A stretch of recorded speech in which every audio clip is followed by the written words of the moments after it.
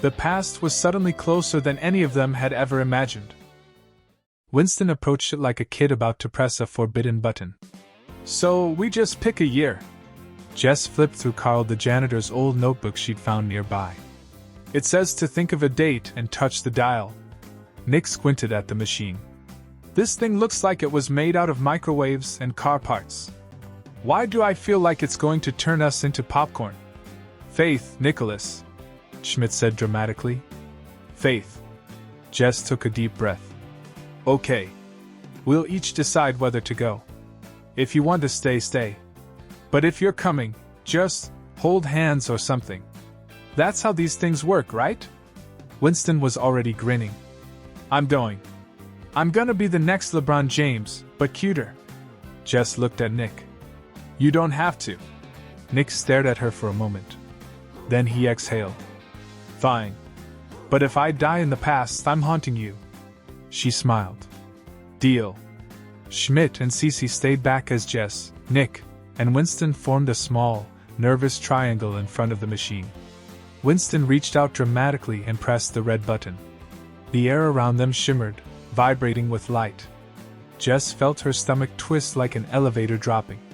Nick shouted something that sounded like, "Why are my toes buzzing?" And then, everything went white. When the light faded, they were gone. Schmidt stood there for a long moment, staring at the space where his friends had been. Cece sighed. You think they'll be okay? Schmidt straightened his tie.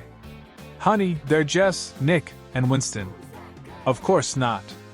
But somehow, they'll make it hilarious. The wedding that wasn't supposed to be.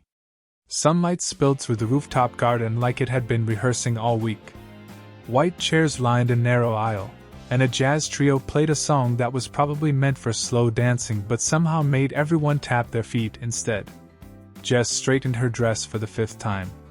How does he look so calm? She whispered. If I'd just undone history, I'd at least be sweating. Nick smirked. You're sweating enough for both of us. Across the garden, Coach, once presumed gone forever, the reason they'd risked the time machine, stood at the altar, laughing with his bride. He looked radiant, alive, entirely himself. Wilson clapped Nick on the shoulder. See? Told you my slam dunk wish would balance the timeline. Cosmic basketball, baby. You literally broke your ankle in 2007. Jess reminded him. Yeah, but now it only happens after he gets drafted. Schmidt grinned. Progress. Cece waved from the buffet table. Can someone explain why my husband keeps toasting the janitor? Because the janitor Carl was the unlikely architect of everything.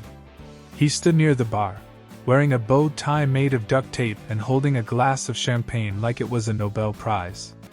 To my favorite paradoxes, Carl shouted. You fixed the past and still showed up on time for the open bar. The small crowd cheered. Jess glanced at Nick. So we did it. We changed things, and the universe didn't implode. Yet, Nick said. Give it time. Then, softer. I guess this means you were right. Some mistakes are worth unmaking. She smiled. And some aren't. They looked across the lawn where Coach kissed his new wife. The sky was starting to turn gold. For a second, the hum of the time machine echoed in Jess's memory. That rush of light and fear. But it faded beneath the music. Do you ever miss the old version of us? Nick asked. Every day, she said. But I'm starting to like the new one better. He nodded. Me too. Carl raised another toast. To friendship. To second chances. And to never touching my machine again. Everyone laughed. Jess leaned into Nick's shoulder as the band struck up a faster tune. The future, for once, felt wide open, messy, unpredictable, and absolutely theirs.